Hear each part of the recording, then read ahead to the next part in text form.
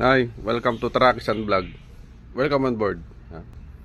Kung makita nyo ngayon, ayan example ng cylinder head ng generator engine. Yan.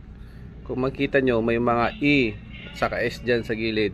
Ibig sabihin ng E nyan ay exhaust. Tapos naman, pag S naman, yun yung suction. Yan, yung S11 saka S2.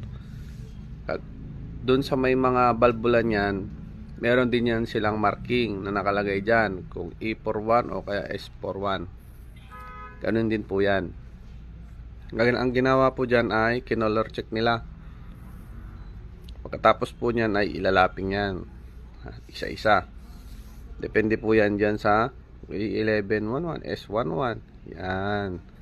May mga nakadesignated na po yan na mga balbula, mga suction valve at saka mga exhaust valve. Yan. Ang next na pag-usapan natin ay yung mga balbula naman, suction valve at saka exhaust valve ng cylinder head for generator engine. Maraming salamat sa panonood.